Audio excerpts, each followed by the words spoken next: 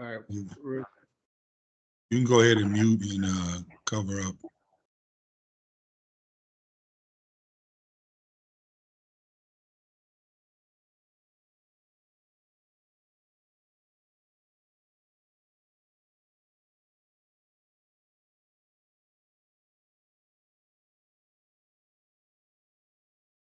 Good afternoon.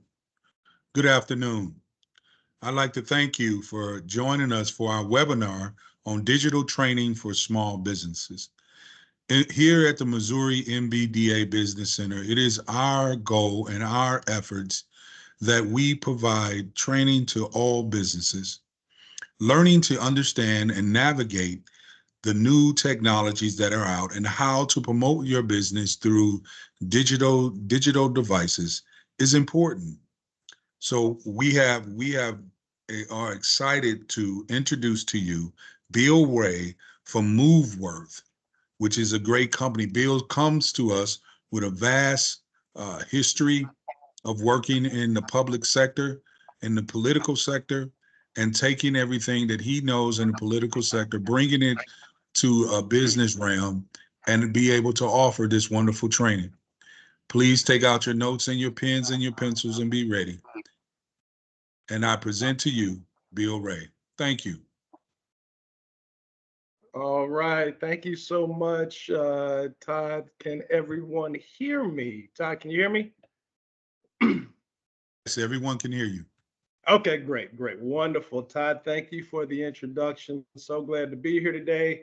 Always delighted to chat with business owners and other folks about digital and how to best firm up your digital footprint, because these days it's honestly become so important to small business. So let's actually go ahead and get our.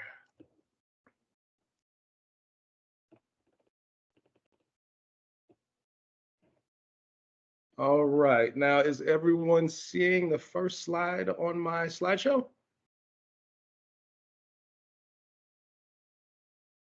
Yes. Okay, great. Just want to make sure before I get started.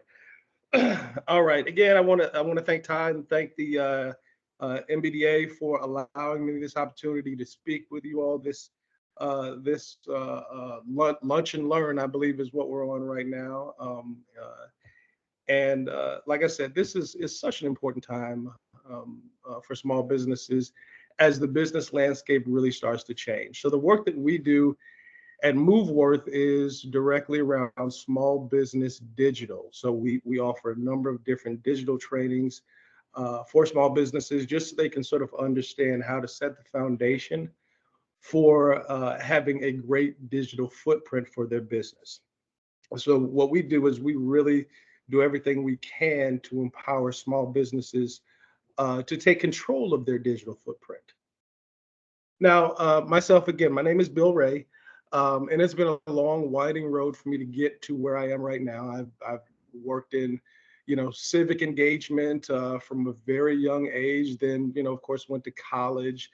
Actually started, doing some work in real estate as a real estate investor, work in the private sector, public sector. As far as the digital landscape is concerned, I actually learned or started learning website development when I was in college. Probably worked on my first website when I was probably maybe 19, 18, 19. So this is back more than 20 years ago.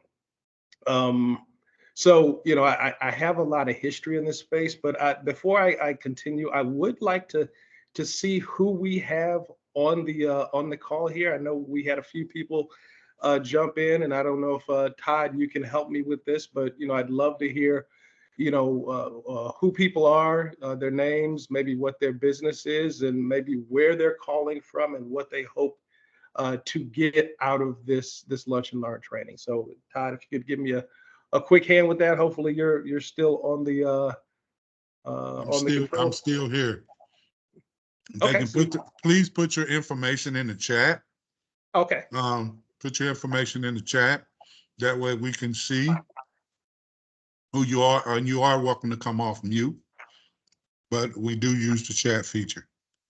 Okay, great. Well, if anyone is willing to come off mute just to say hello, say your name, maybe what your business is, where you're calling from, and what you're hoping to maybe learn.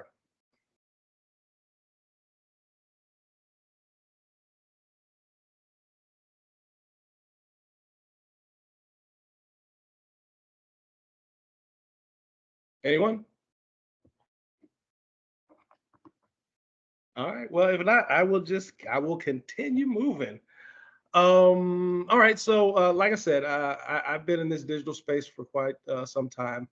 Learned another skill actually that really helped me out a lot when I worked as what's called a validation engineer in the manufacturing space. I actually worked for a pharmaceutical company and learned a whole lot about process development, standard operating procedures and process development, which I think has actually equipped me quite well in the space that I find myself in now. Um, Over the years since my time in that manufacturing space, I've actually worked, also in of course, the government space, like I mentioned earlier, and was actually able to implement some digital platforms in some of the local government spaces that I occupied. Over time, I was able to use some of that digital work after I left the government space, and I was able to implement some of the digital assets that I learned and learned to use and grew very comfortable with. I was able to use those in the nonprofit space as an outreach director for the state of Missouri for a national small business nonprofit organization. And then from there, began freelancing on projects, doing work. When I first started, it was quite a lot of it in the political space. But what happened that was interesting, and this is kind of why you have to kind of follow sort of what makes sense. What makes sense, and sometimes things sort of pull you in directions that you don't necessarily expect. I was doing a lot of projects in the political space, but every project that I worked on seemed to require a very strong digital piece to it. So because I was so familiar with the digital, with website development, with social media, with advertising, with various things, I was the one that implemented those things, and so from there, what happened is I just more consistently started doing digital work for folks, even if I wasn't working in the political space per se, and it just kind of went from there. And so, for the last four plus years uh, since probably December of 2018 unofficially, and then officially as an LLC in October of 2019 is when I started my firm MoveWorth. So we're just over 4 years into it and going strong. And again, so happy that the MBDA has allowed me to participate in this so I could continue to share words and thoughts about this digital space. So today we're going to, I'm going to keep it fairly informal because, a lot of these things I think are just important to touch on when business owners and honestly, even people in the nonprofit sector who are developing a nonprofit are thinking about, how they set themselves up for the long term. And if that's really what you want to do, then you really want to pay attention to these foundational things as you're moving forward. So we start from not just the basics, but the super basics. First thing we're going to talk a little bit about and address is, your phones, your address, your email. Then we'll go on to talk a little bit about websites and website optimization. Then, of course, payment methods, which, of course, are always important if you're in the business space. We'll touch a little bit on reputation management, then on search engine optimization. So I think it's first important to acknowledge that times have really changed when it comes to technology. It was probably 20, 30 years ago when we were still dealing with typewriters and taking notes on notepads and all that sort of stuff. And these days we live in a time where someone can start a multi-million-dollar business really from their smartphone. The reality is that today computers and even the computer that you keep in your pocket all day is estimates say about 10,000 times faster than the computers that we had just 20 years ago. So you're talking about 2004, 2005. What we have today is 10,000 times faster and computes at such a higher rate than the computers that we used just 20 years ago. So as I mentioned, email is kind of the first thing I want to touch on, because when you're starting to develop your business, it's so important. Because you haven't had this wild success yet, you want to make sure that you're at every turn putting the best foot forward, that you're at every turn making sure that you're displaying the highest level of professionalism um, and legitimacy. And it's kind of one of those things, in my opinion, that it's not so cost prohibitive that you should not do. To get a business email and to pay for hosting for that personal branded email account for a year, costs somewhere between $60 and $70. And in my opinion, that's a very small price to pay if you're in business, and it and you're talking about dealing with clients or maybe even with banks. Let's say a bank has two businesses.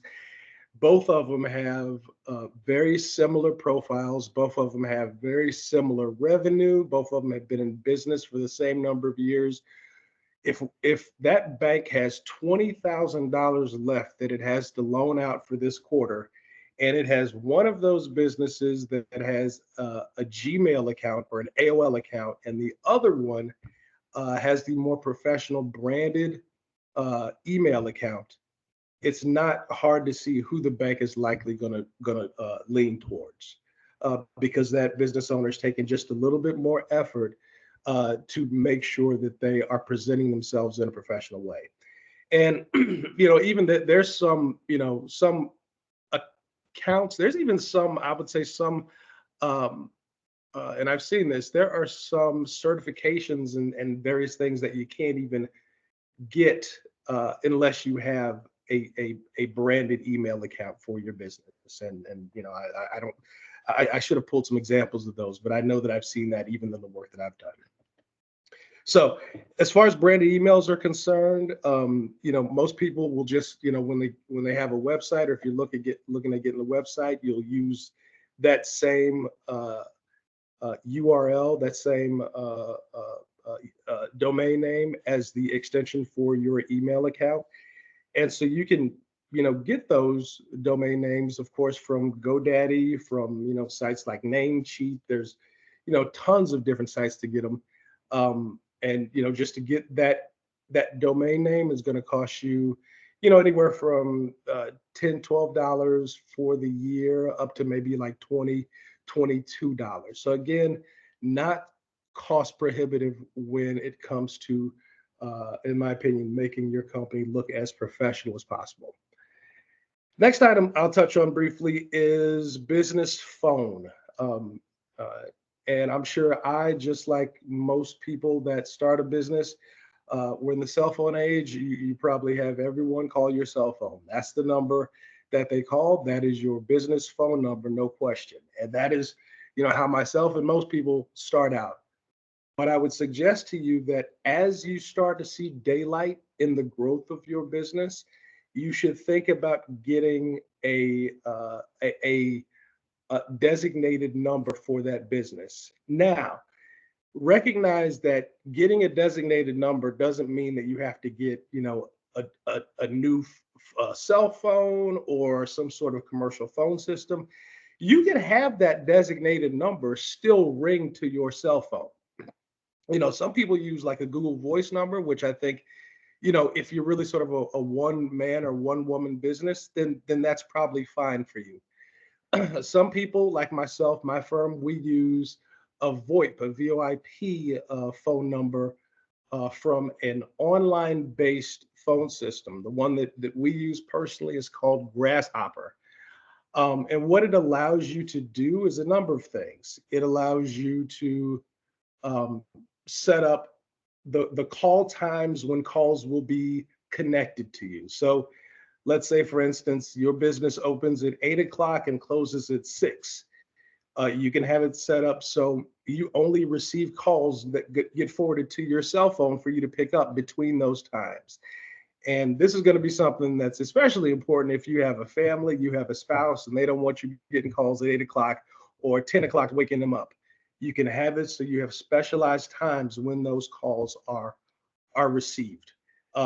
Let's say you have several people that work for you. You can actually have extensions set up on that phone. So if everybody's got their own cell phone, you could have it set up so each call can be sent to a specific extension, which gets routed to either that employee's desk phone or their cell phone. Now, those are all good reasons to think about getting a permanent phone for your business. But I want to give you one more. When you're talking about the long-term success of your business, you have to consider Google. And when you're thinking about Google, you have to recognize that they're going to index your business. They're going to index things like, what your business does. They'll eventually have an address of some sort. If you have a business address, they will have a phone number. I don't think there's anyone that wants to have their cell phone number available to someone across the planet on the other side of the planet. It makes sense to have a number that is separate from your direct cell phone number for so many reasons. And again, this is one of those things, it's a little additional expense, but not so cost prohibitive for you not to at least consider. The program that I have, I think it's, I want to say it's $25 or $30 a month for the number and for the use of sort of that whole phone setup. And it's like $10 a month for each additional phone number. And I'll tell you from our vantage point, because we, are trying to grow our business, we have a phone number for the St. Louis region, 314, which is where we're based. We also have an area code phone number for Kansas City, Missouri, because we're trying to work on some stuff in Kansas City. Additionally, we have an 800 number. So for each one of those, it's an additional $10 a month. But for us, it makes sense. And as we continue to grow our business, we're going to, continue to look at more opportunities to expand, in that space, so we can make sure that we are showing people that we're trying to be active in those communities that we're trying to grow our business in. The last thing I want to touch on, and this just briefly, is business address. I know that in the past, probably, many of us, if we're over 40, probably know that, 20 years ago, most people used PO boxes as their business address because, of course, you didn't want to use your home address, and you didn't have $10,000 or $20,000 a month to pay for an office space. These days, co-working spaces have become so effective, and I would say accepted in the business community. I run my business out of a co-working space. I have, business acquaintances that I know that have, $1 million, some even multi-million-dollar businesses that run a lot of what they do out of co-working spaces. And the reason why I suggest this as potentially an option is, you don't have to, use the PO box, because you're still paying if you're using a PO box. With a co-working space, especially if you're in like the consulting business, you have a place where you can meet people from time to time, which means that you don't have to invite people to your home. And lastly, I will touch on what I mentioned with respect to business phones, and Google as the largest indexer, the largest search engine for businesses on the planet. When they index your business, they are generally at some point going to have an address that goes along with it. Of course, you would rather have an actual business location than say, for instance, your home address. And if you want to get your address verified, if you want to get your business address verified through Google, you have to have a physical address that you actually can be at. It can't be, like a UPS post office or something like that. So these are just things to think about. And again, I'm looking holistically and talking holistically about sort of the long-term view of how you look at your business. All right, so let's jump into websites, all the fun stuff. Websites, a website these days for businesses is a must. It really is um, the foundational building block and footprint of your business. It's what the public sees of you. It's the first impression that most people will get of your business, what you are and what you represent. So it is extraordinarily important these days. And so what I would suggest to you on the website front is, if you do not have a website, consider getting a website. And if you have technical skills to be able to create the website yourself through one of the website builder platforms, then please feel free. If you're comfortable with doing it, then go ahead and do it. Um, Different platforms like, sorry, different platforms like GoDaddy, Weebly, Squarespace, Wix, those different platforms, they all have website builders. So if you're technically comfortable enough to go and create your own website using one of those website builders, please feel free, because it's better to have a decent website than no website at all. But what I will tell you is that folks who have competency and history in developing websites, even with the website builders having templates and things of that nature, what you'll find is that someone who is competent and who has done websites, regardless of what you think you can do, they will always make it look better, just because they're used to and know how to do things like adjust fonts, change colors, match colors, blend things together, move things around. So again, if you're comfortable doing it and you're kind of working on budget, then go ahead and do it. But if you're not comfortable, I would suggest you go and find someone who can take that worry off of your hands and get you a good website. Now, and I also say that, just as far as websites are concerned, it's almost better to have no website than a bad website. So again, if you're comfortable doing it and can make it and keep it looking good and looking professional, and people are happy with it as a first impression of your business, great. If you're not comfortable with it, find somebody you're comfortable with to develop that website and get it up and get it moving.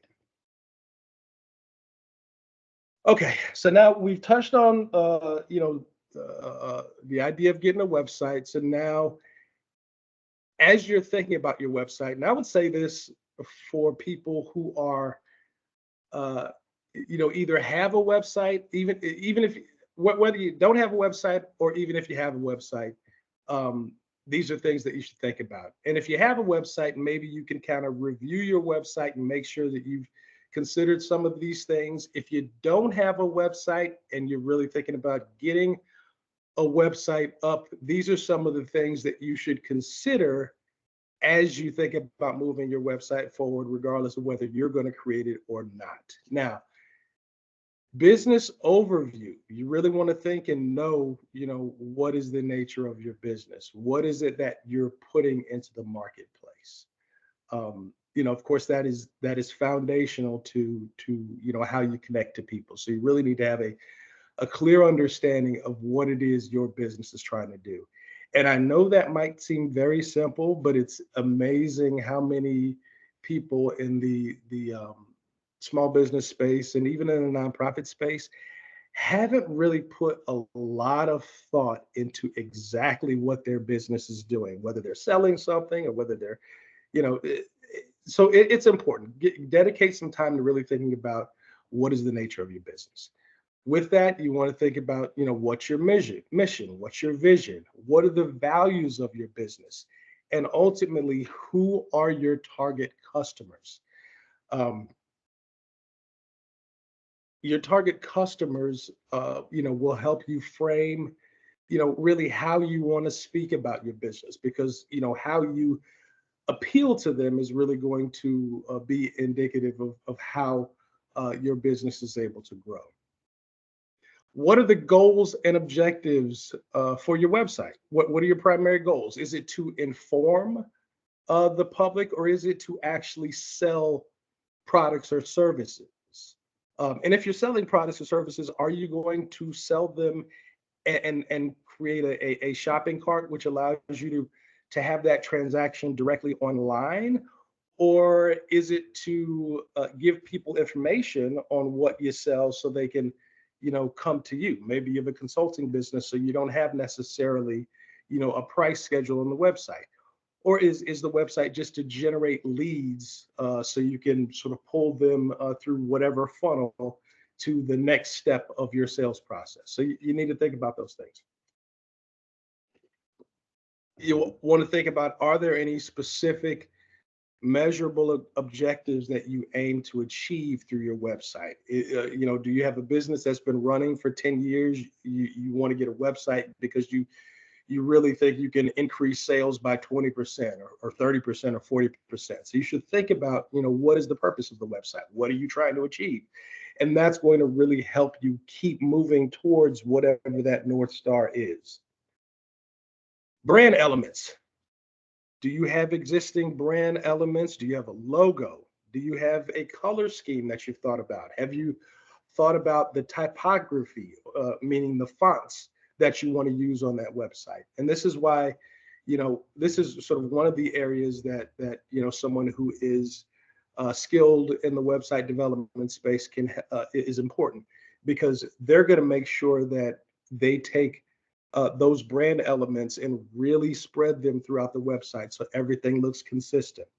And speaking about, just as an example about typography, about fonts, and I know I've seen this before. Have you ever gotten like an email or something online where you've seen that somebody sent you something and you see 3 or 4 different fonts throughout that email, and you look at it and you're kind of like, okay, did they cut and paste a bunch of this from different places? Because this doesn't look like, all an original document. So people notice those kinds of things, and I think that's important. So think about your brand elements and make sure that you're being consistent with how you present your brand. Because whether you want to accept it or not, every business is creating a brand. It's up to you to decide how that brand,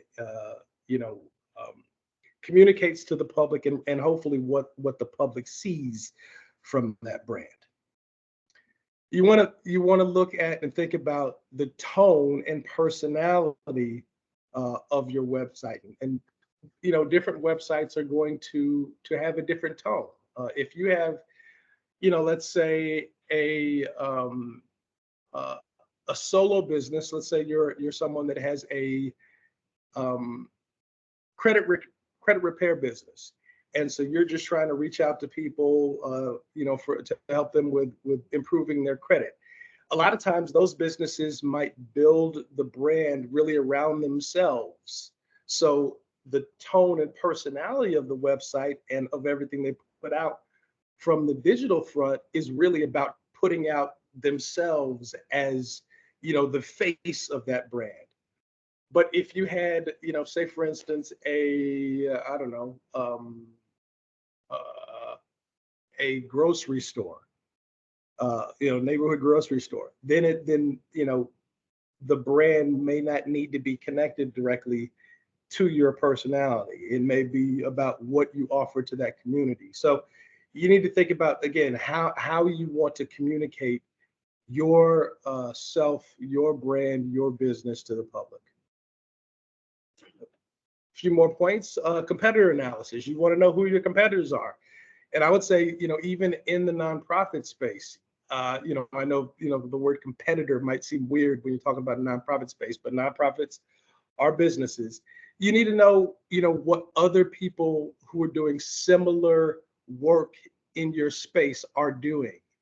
You want to take a look at their websites. You want to, maybe take a look at the features and the elements that they have to their website. And maybe you like some of their features and you want to use some of those features in your website. Maybe there are features that you don't like and you want to make sure you don't use those features. So it's important, to make sure that you take a look at what other businesses or folks are doing similar work as what you're doing, and figure out what elements make sense with what you're doing and which ones don't.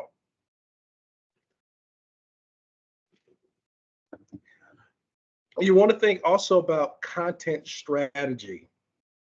What type of content will you have on your website? Will it be, mostly text? Will it be mostly images? Will there be video? Uh, you know, and do you have the content to put on that website, or does the content need to be created, developed, or procured?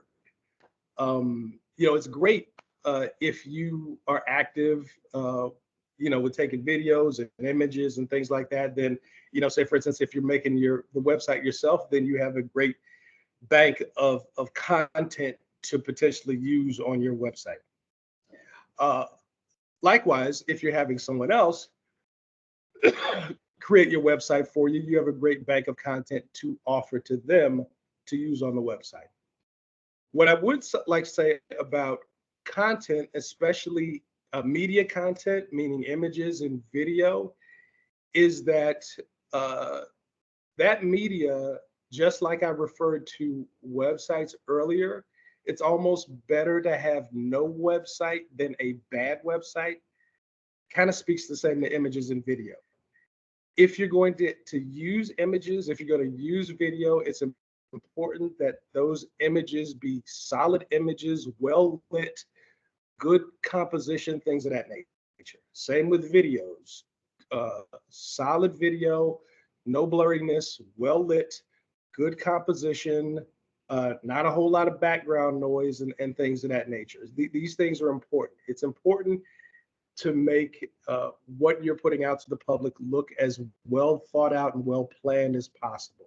And over the long term, you'll get credit for those things because people are going to recognize that you look like you know what you're doing when it comes to creating a public face for your business.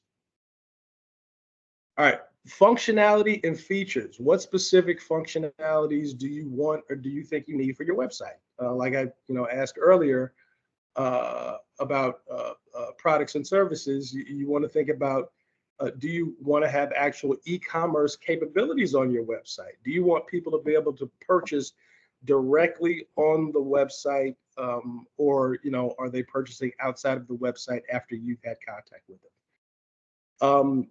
Is there, will there be a booking system? There are booking, meeting booking platforms that you can use like Calendly, and there's a number of other ones.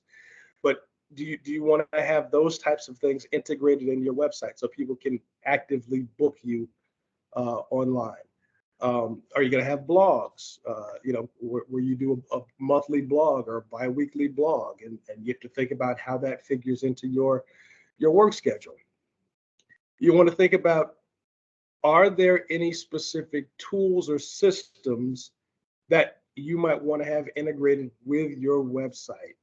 Some people have CRMs, which are client relationship management platforms, which allow them to pull in information from new people that might be interested in their products or services. You might want to integrate your email marketing platform into the website so folks can actually sign up for your newsletter or sign up to stay informed on things that your business is doing. Lastly, design preferences. You want to think about whether or not you have any design preferences or examples of websites that you like. Again, just like when we talked about, competitor analysis, that was specifically looking at competitors. So you might see some design elements from your competitor's website, but you might look at other websites and really like some design elements that exist on those websites. So you want to make sure that you keep your eyes open, and especially if you're going to have someone else create the website for you, make sure that you're tagging, maybe these different examples of websites where you might like certain design features, and perhaps those features can be mimicked on your website.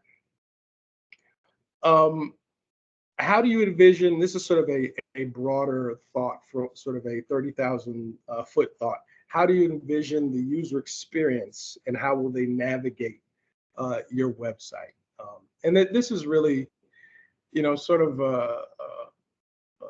in planning how the different pages move, planning how the different sections exist, and how that information is communicated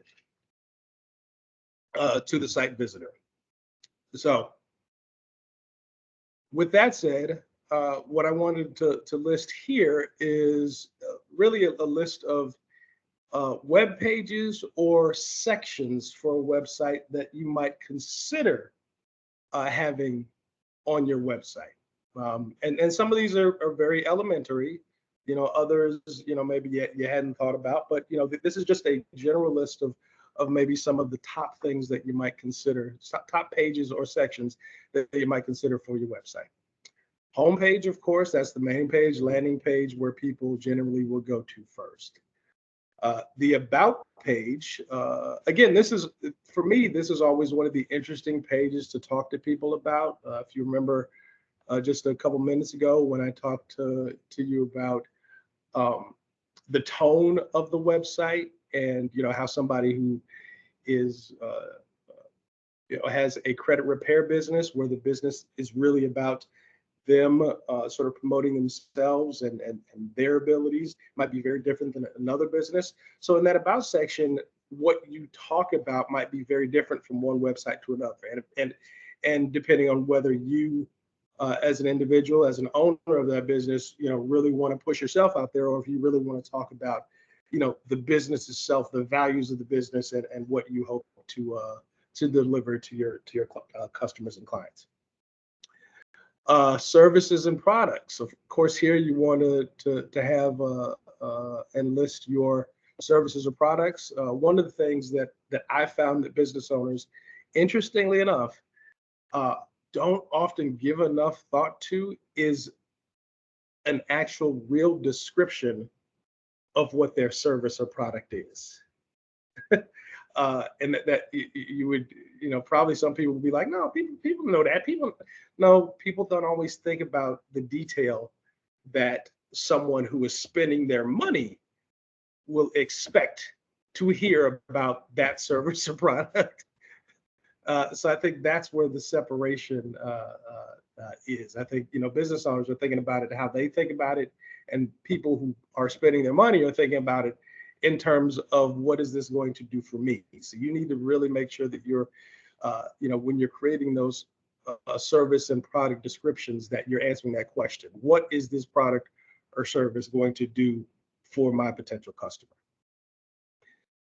Testimonials and reviews, those are always good. Again, I'll harken back to the Google Business Profile.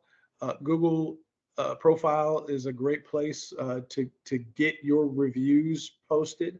So if you are in business and you've had customers, and you have customers that are happy with you, make sure that they are posting to your Google reviews. That's a great place to snatch some testimonials. But if you can use testimonials, those are always helpful. Portfolios and case studies. This is for just specific kinds of businesses. Pricing. Some businesses are going to have public pricing, others won't, just depending on what kind of business that you have. If you have, for instance, a consulting firm, and your pricing is project based, then you're not going to have general pricing for various things. But still stuff you got to think about. Online store shop. Again, are you going to have a shopping cart where people can purchase the products directly online? FAQ page, frequently asked questions. What I always suggest to business owners for this section, especially if you've been in business for a while, think of the top 8 to 10 questions that you're consistently asked by your customers or potential customers? And those are the questions that you want to put in this section. The question along with the corresponding answer. Blogs and news. If you're fairly new, you're probably not going to have a whole lot of news. If you're a young company, obviously your interest, I'm sure, to make the news. If you can do that, maybe you post news articles or things to the site. If you get interviewed on podcasts, post those too. This is obviously additional work as you move your website forward. Blogs on the website are a great thing also. Especially if you have the time. A lot of times business owners don't make the time to do a continuous blog because it does take some effort and does take some time to get those things generated and posted. But in the long run, it does make a difference. So it's something that you should think about and then consider over the long term. A contact us page is pretty standard on most websites. Team and staff. This is another one of those things, kind of like the about section. Maybe it makes sense to have your team and staff posted. Maybe it doesn't. If you were a consulting firm and you have a number of sort of very skilled people with great histories in whatever area that you're doing business in, maybe you want to have those listed. And that makes sense because that's going to help you draw in additional customers and clients.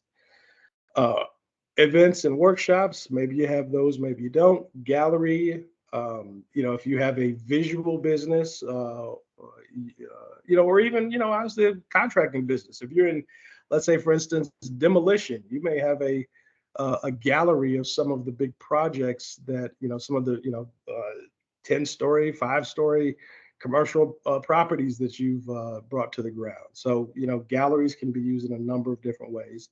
It can be very effective to let people see you active in your industry. That's important. Bookings and appointments, I mentioned those earlier, but yeah, you can, if you're in the consulting space or something of that nature, you might want to think about having an easy way for people to book on your website. All right, now a lot of what we talked about in this website space is really content driven. And I'm not sure where everyone was, of course, in November of 2022, mid to late November of 2022. But I'll tell you where I was. I for about 2 or 3 days, I was on my computer playing with ChatGPT and could not go to sleep because I was so amazed at what it could do. And that was like the first public version of it that we got to play with. I was just amazed at it. So the reason why I mentioned this, especially after talking so much about the content strategy and all these other things, is that ChatGPT has a free version for folks that could be very useful for you, and it will cut down the time that it takes you to create definitely the copy content for your website. And the great thing about even these AI platforms or generative AI platforms, which is what ChatGPT is that the search engines like Google are finding a way to play fair with the content that is developed from ChatGPT and other platforms. For a while, there was concern that Google, and this is probably getting into the weeds a little too much, but that Google was going to try to block search results from websites that had a lot of content from AI generated platforms. But that at least today is no longer the case. So if you're able to use ChatGPT or other platforms, and there are a couple different other ones, but this is obviously the most widely known one. if you're able to take some time and even watch some YouTubes on how you develop prompts to get you to the information that and the content that you want to create, then I suggest you do that. And I would say this to really any business owner, especially in our community, is that technology is moving so freaking fast these days. And with the advent of AI and generative AI, it's going to increase exponentially the speed at which technology evolves. And if you don't jump on these things and get to understand them and start using them in your business, I can guarantee you that your competitors will. And over time, what will happen is your competitors will slowly but surely take your market share because they're going to be doing things faster. Um, uh, they're going to be doing things more efficiently. Uh, Running their business is going to cost them less. They're going to have higher profit margins than what they do, and they will slowly push you out of the marketplace. So I said all that to say, take a look at platforms like ChatGPT that will help you create the content that you need for a lot of these things in order to make your website or really anything you're doing really stick out. All right, website optimization. Of course, we just spent probably 15, 20 minutes talking about websites and about content creation, that sort of thing. But I want to talk about website optimization.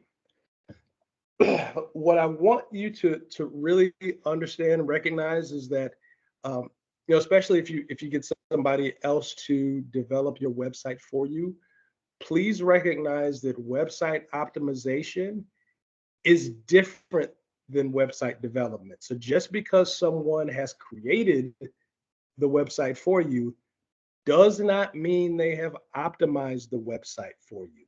And website optimization is actually very important. Website optimization is the process of implementing digital security, optimizing speed of the website for better user experience, across different platforms, whether they be desktop, mobile, tablet, those sorts of things.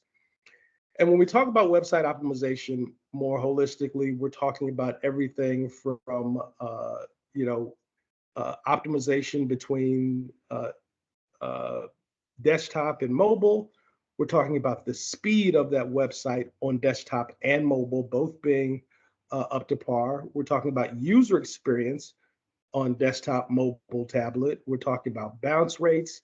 We're talking about security, and we're talking about continued security updates to that website. So the analogy that I like to use when to help people understand web optimization versus just website development, website design, that sort of thing, is the website design and development is if we're looking at it in terms of like construction, construction of a new home, let's call it a 3-bedroom home, 2-bath, just a nice, middle class home, that once finished, it might be a $350,000 home. But right now, it's got, it's still in the construction process, but it has all 4 walls. It's got a roof. It's got the kitchen roughed in and installed. The water's working. Everything's sort of working. Electric's on. Everything's working. You could go in there and you could sleep there, and you won't be missing anything. Really, with respect to what is in the house and allowing it to function. So that's website or website development. But what website optimization is it's all the finish work. It's all the painting, it's the staining, it's the caulking and sealing and all the other things, all the other small things that have to be done that bring that property up to market rate. So while the website development version of it, the construction is you can sleep there. It has everything it needs. It's the website optimization that's really the finish work that really makes it up to market rate.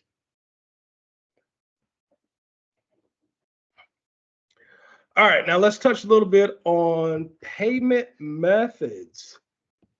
All right, so you have your website, and you're moving that along.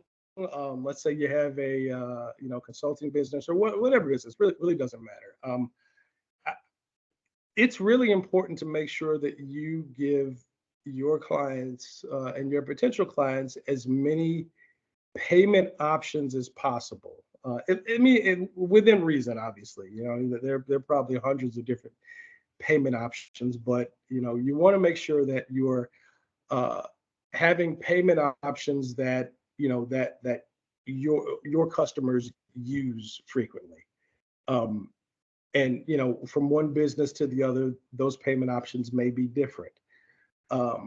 So for our business, we have Cash App, we have PayPal, we have Venmo, we have Zelle, we got Stripe. We have a myriad of ways that our clients can pay us. Last thing you want is to have a client that wants to pay you but can't pay you because they don't have an account for the payment method that you have. So have multiple payment methods. The other thing that I would suggest is that as you set up those payment methods, try to make sure that the handle, meaning the account name, is the same across all of the payment methods that you have set up for your business. So as an example, our company is Moveworth, Moveworth. So my Cash App handle is $Moveworth. If you try to find me on PayPal, it's Moveworth. If you try to find me on Venmo, it's Moveworth.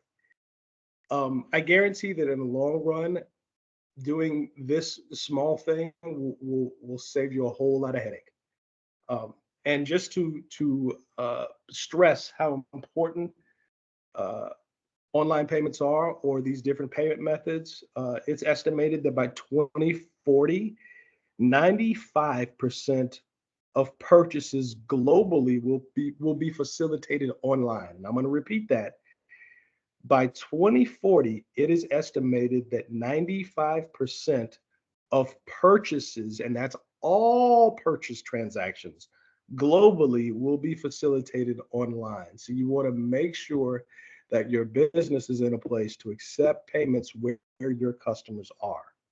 And the great thing about some of these platforms, like for instance, PayPal and Stripe, even Square, I believe they offer this too, is that, let's say for instance, you're in the consulting space, you can set up invoices inside of those platforms. You can set up membership payments. So if you have something that you do that you offer where there's a membership opportunity, you can set it up so, every month or every quarter, that membership payment is drawn from whatever payment method they left in the payment platform.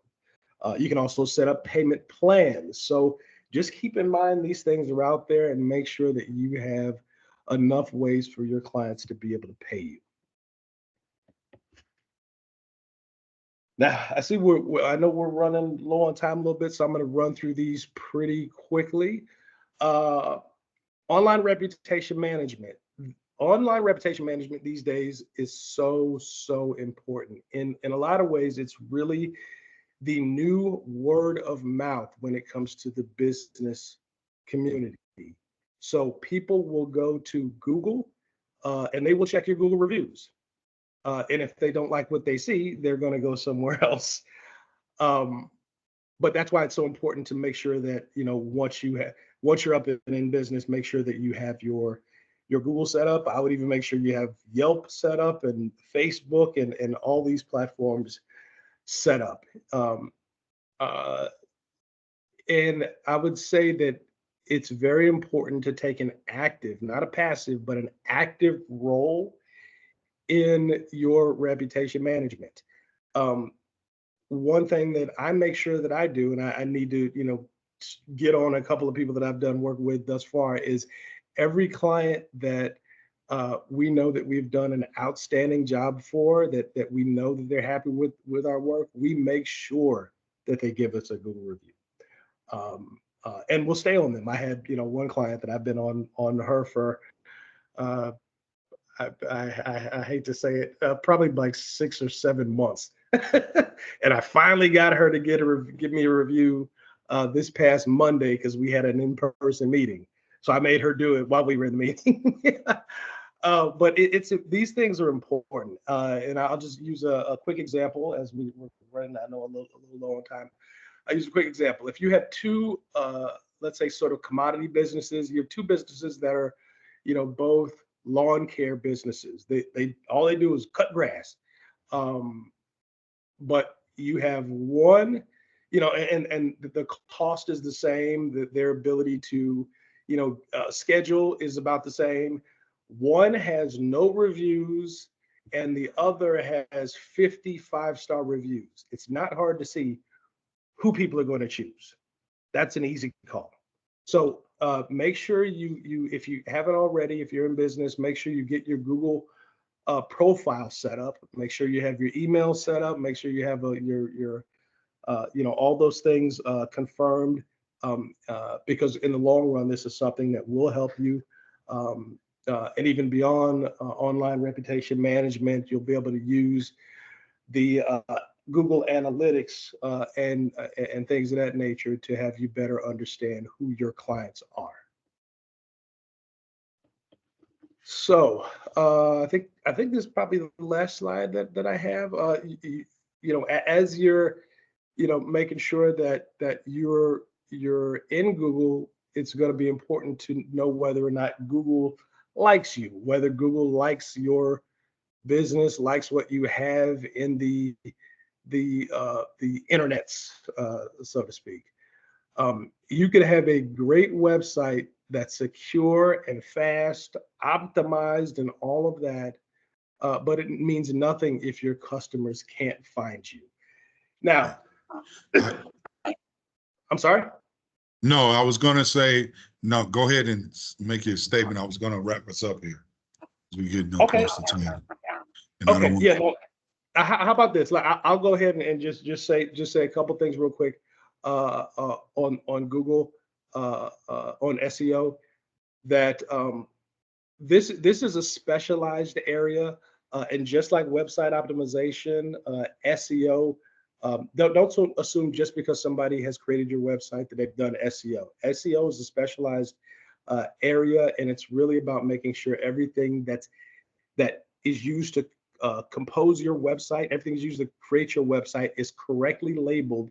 And the better your things are labeled, meaning every element, whether it be pictures, a video, labeled, saved, the better results that you're going to have in Google. Now, real quick, and I'll give it to you, Todd. I do have I think a great bonus that I'm going to have in part 2 of this training, which is March 15th. So hopefully everybody who's on here will be here March 15th for this bonus, which I guarantee will save you a lot of time and headache as you develop your digital footprint. thank you very much, Bill. Great, a lot of great content. And I would like for you, if you could, to please make sure you put your contact information in the chat, and Sure. therefore the members can get it. Listen, I thank you for spending your lunch hour and your time for this lunch and learn with understanding digital technology for small businesses. I highly recommend that you reach out to Mr. Ray and MoveWorth. Like he said, it's very important, and you got to know who you're dealing with. And I can tell you what, this is that MoveWorth is a company that has that SEO and can get it done. And so again, I want to thank you for spending your time here with the Missouri MBDA Business Center. We look forward to seeing you on part 2. Thank you all for your time, and have a blessed day. Bye-bye. All right. I just put my contact information. Thank you so All much, righty. Todd. We got it. Bye-bye. Thank you all.